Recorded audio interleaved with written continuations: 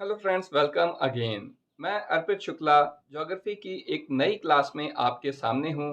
और आज हम धरती की आंतरिक संरचना यानी कि इंटरनल स्ट्रक्चर ऑफ अर्थ के बारे में बात करेंगे। तो आइए चलिए शुरू करते हैं।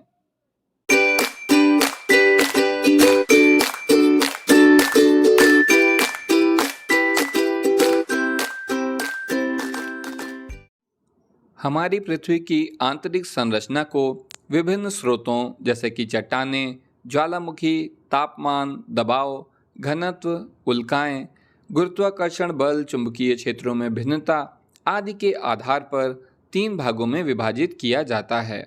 और ये तीन भाग हैं: भूपर्पटी यानी कि क्रस्ट, प्रवार या मेंटल, कोर या क्रोड, या फिर इसे हिंदी में अंतरम भी कहते हैं, जिसमें से कोर ही सबसे ज़्यादा पॉपुलर है। तो इसे थोड़ा देखिए आप, यहाँ पर मैं आपको एक डायग्राम के माध्यम से समझा रहा हूँ कि ये हमारी धरती है और इसे इसकी आंतरिक संरचना को कितने भागों में बांटा गया है। सबसे ऊपर आप देख सकते हैं कि क्रस्ट है, उसके बाद मेंटल है, और मेंटल के भी भीतर जो है कोर है, जो कि दो भागों में बटी है, आउटर कोर और इनर कोर। तो क्रस्ट बिल्कुल ऊपर की सरफेस है। मेंटल आप देख सकते हैं कि इस डायग्राम में जो येलो कलर का, लाइट येलो कलर का पोर्शन है, ये मेंटल है। उसके बाद आउटर कोर है, यानी कि कोर को दो भागों में बांटा गया है। तो जो आउटर कोर है वो ऑरेंज कलर की है, जबकि जो इनर कोर है वो बिल्कुल पृथ्वी का भीतरी हिस्सा है, जो कि रेड कलर से इस डायग्राम में दिखाया गया है। तो इसे ही अब हम थोड़ा डिटेल में डिस्कस करेंगे, इसके बारे में आपको डिटेल में बताएंगे, और उम्मीद है कि आपको ये वीडियो काफ़ी पसंद आएगा। तो देखते हैं। सबसे जो आउटर लेयर है, क्रस्ट या भूपर्पटी, तो हमारी पृथ्वी के सबसे बाहरी परत को भूपर्पटी कहा जाता है। इसकी मोटाई महाद्वीपों एवं महासागरों के नीचे अलग अलग है। देखो, क्योंकि महासागर ज़्यादा नीचे हैं तो वहाँ पर ये पतली है, जबकि महाद्वीपों पर ये मोटी है। तो आइए देखते हैं। महाद्वीपों में भूपर्पटी की औसत मोटाई 30 किलोमीटर है, जबकि महासागरों में भूपर्पटी की औसत मोटाई सिर्फ 5 किलोमीटर ही है, 30 किलोमीटर की तुलना में। और महाद्वीपों में ऊंचे पर्वतों जैसे कि हिमालय, रॉकी, एंडीज इत्यादि के नीचे इसकी मोटाई 70 किलोमीटर तक पाई जाती है। महाद्वीपीय भूपर्पटी की ऊपरी जो भाग है वो अवसादी शैलों से तथा नीचे ग्रेनाइट जैसे रवेदार चट्टानों से ये बनी हुई है, जबकि महासागरीय भूपर्पटी बैसाल्ट जैसी चट्टानों से बनी हैं। इस परत का औसत घनत्व 2.7 से 3 ग्राम प्रति घन सेंटीमीटर है।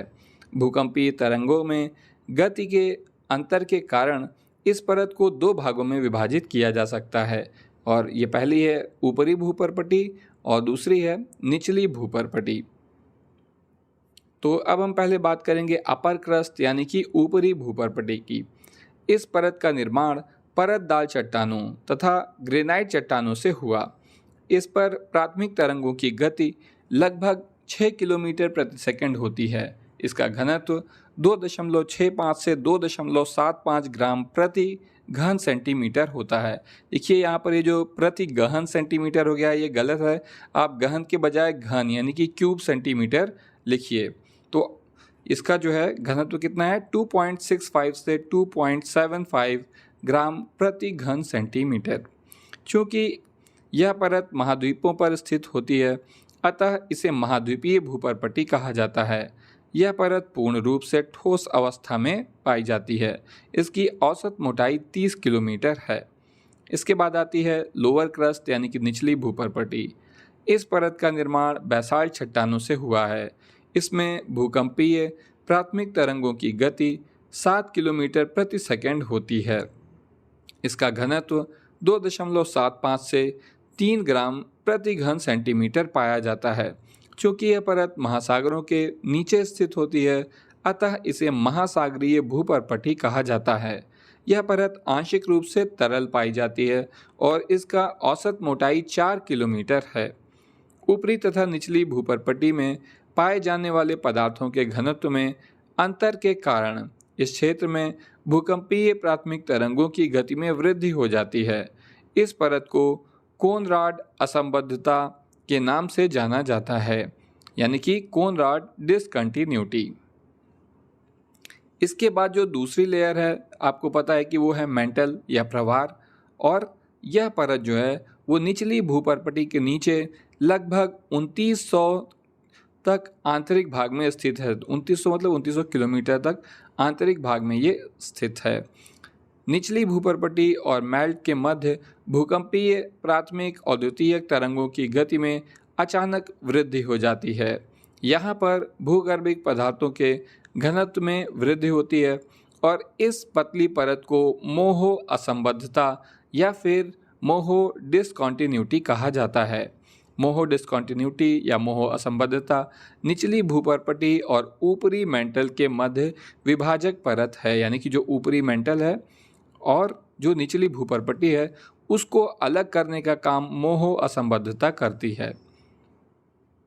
मेंटल परत की मोटाई पृथ्वी के समस्त अर्धव्यास के आधे से कम है। पृथ्वी के समस्त आयतन का 83% हिस्सा इसी परत का है। पृथ्वी के समस्त द्रव्यमान का 68% हिस्सा मेंटल में स्थित है। भूकंपीय तरंगों की गति भिन्नता के कारण इस परत को भी दो भागों में विभाजित किया जाता है, पहला ऊपरी मेंटल तथा दूसरा निचली मेंटल। तो पहले हम बात करेंगे ऊपरी मेंटल यानी कि अपर मेंटल की। मोहो असंबद्धता से 700 किलोमीटर तक आंतरिक भाग को ऊपरी मेंटल कहा जाता है। ऊपरी मेंटल के ऊपरी भाग तथा भूपर्पटी को मिलाकर लगभग धरातल से 200 किलोमीटर की गहराई तक इसको स्थलमंडल के नाम से जाना जाता है। ऊपरी मेंटल के ऊपरी भाग लगभग 200 किलोमीटर तक से इससे दुर्बल मंडल कहा जाता है।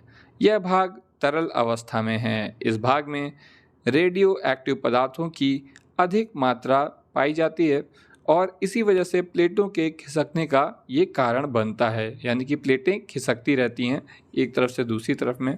और अनुमानतः इसी भाग से ज्वालामुखी के विस्फोट के समय निकलने वाले लावा यानी कि मैग्मा को, ये मतलब यही जगह मैग्मा का स्रोत है। जो ज्वालामुखी विस्फोट में जो लावा निकलता है आप लोगों ने देखा होगा टीवी वगैरह पे, तो वो इसी जगह से निकलता है।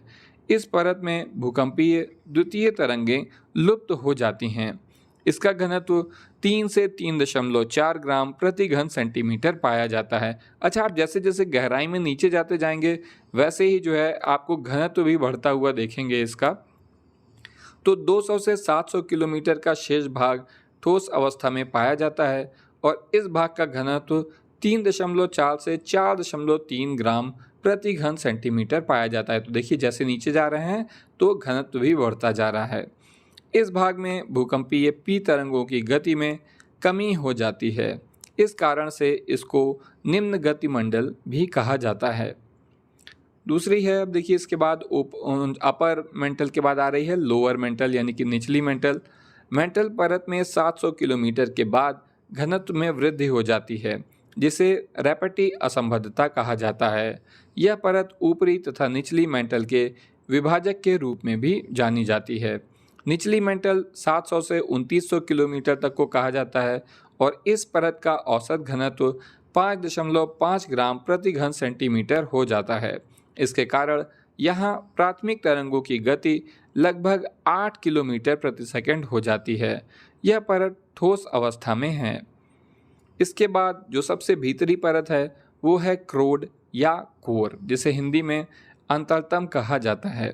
तो निचली मेंटल के बाद अंदर की ओर एक और विभाजन पाया जाता है जिसे गुटेनबर्ग कहा जाता है। गुटेनबर्ग मेंटल को क्रोड से अलग करता है। यह पृथ्वी के सबसे आंतरिक परत है और इसे बेरी स्फीयर भी कहा जाता है। यह परत 2900 से 6371 किलोमीटर केंद्र तक की गहराई तक पाई जाती है। भूकंपीय तरंगों की गति के आधार पर इसे भी दो उपभागों में विभाजित किया जाता है और यह है ऊपरी क्रोड तथा निचली क्रोड। तो विभाजक परत में लहमन या कोनार्ड कहा जाता है, यानी कि जो विभाजक परत है ऊपरी क्रोड और निचली क्रोड के बीच में उसे लहमन या कोनार्ड कहा जाता है। तो पहले हम बात करेंगे आउटर कोर की।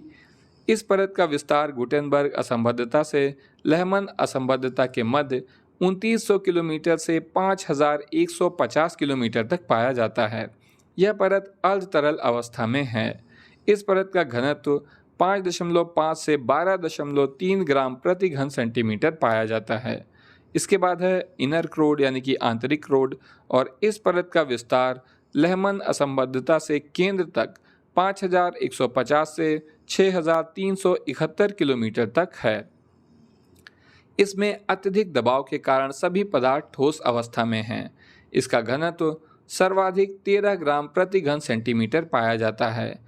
इस परत में लोहा तथा निकेल जैसे धात्विक पदार्थों की प्रधानता पाई जाती है। देखो, क्योंकि ये सबसे भीतर का सबसे निचला हिस्सा है, तो जो है धातुएं सबसे भारी होंगी, तो वो अपने आप ही सबसे नीचे चली जाएंगी। लोहा और निकेल जो है बहुत ही भारी जो है धातुएं हैं, तो इसी वजह से जो केंद्र में इनकी प्रधानता है लोहा और निकेल की, जबकि जो अपर क्रस्ट है उस पर एल्युमिनियम, ऑक्सीजन ये सब अधिक हैं क्रस्ट में, और जो भीतरी कोर है वहाँ पर लोहा और निकेल जैसे हैवी मेटल हैं। इसमें प्राथमिक तरंगों की गति सर्वाधिक अंकित की जाती है। संपूर्ण पृथ्वी पर विभिन्न तत्वों की मात्रा हम देख लेते हैं।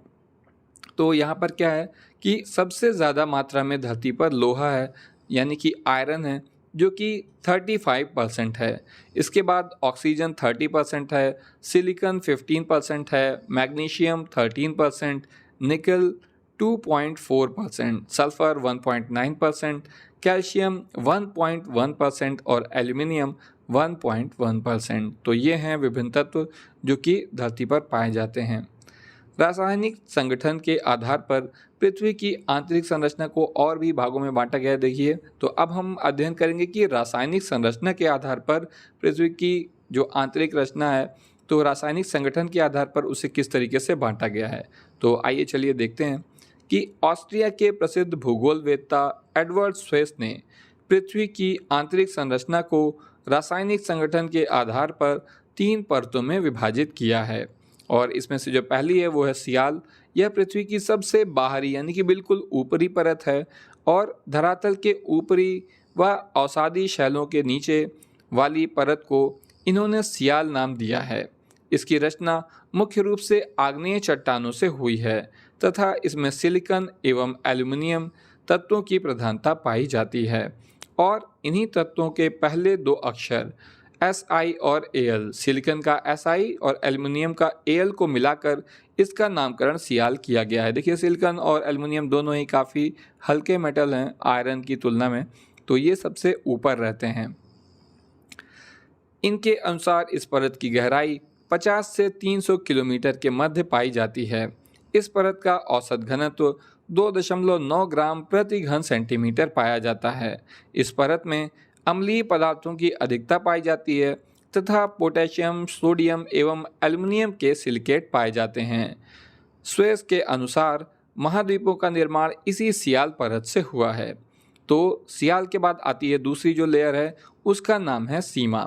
सियाल परत के नीचे सिलिकॉन और मैग्नीशियम की प्रधानता वाली परत को सीमा परत कहा जाता है, और इन दोनों तत्वों के पहले 2 अक्षरों को मिलाकर इसका नामकरण किया गया है कि सिलिकॉन से Si और मैग्नीशियम से Ma मिलाकर हो गया सीमा, अर्थात Si और Ma को मिलाकर सीमा कहा जाता है। इस परत में बेसाल्ट आग्नेय चट्टानों की प्रधानता पाई जाती है, जिसके कारण यहाँ के पदार्थों की प्रकृति क्षारीय होती है। इस परत का औसत घनत्व 2.9 से 4.5 ग्राम प्रति घन सेंटीमीटर तथा इसकी गहराई 300 से 2900 किलोमीटर तक बताई गई है।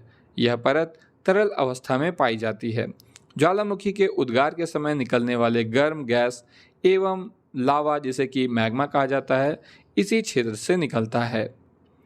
और तीसरी जो है सबसे भीतर वाली, यह है नेफे, और सीमा परत के नीचे निकेल और फेरस तत्वों की अधिकता पाई जाती है। अतः इन तत्वों के प्रथम 2 अक्षरों Ni और Fe को मिलाकर इसका नाम नेफे रखा गया है। इसका विस्तार 2900 किलोमीटर से पृथ्वी के केंद्र तक अर्थात 6,371 किलोमीटर तक है। इस परत में लोहा तथा निकेल जैसे भारी तत्वों में होने के कारण पृथ्वी पर सर्वाधिक दबाव के कारण इसका घनत्व लगभग 11 से 13 ग्राम प्रति घन सेंटीमीटर पाया जाता है। देखो जितने ज़्यादा भारी तत्व होंगे तो अपने आप ही उसका घनत्व तो बढ़ जाएगा और सबसे नीचे सबसे भीतर जो भारी तत्व होंगे वो अपने आप ही चले जाएंगे।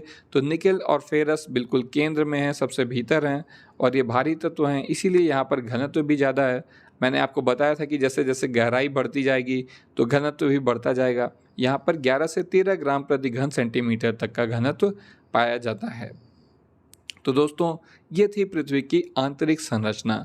उम्मीद है कि ये वीडियो आपके लिए यूज़फुल है। आप और किस टॉपिक पर वीडियो चाहते हैं मुझे कमेंट सेक्शन में जल्दी से बताएं या अपने ग्रेजुएशन के सब्जेक्ट के बारे में भी बताएं, जिससे कि मैं आपके लिए ज़्यादा यूज़फुल कंटेंट क्रिएट कर सकूं। तो आज के लिए बस इतना ही। Thank you.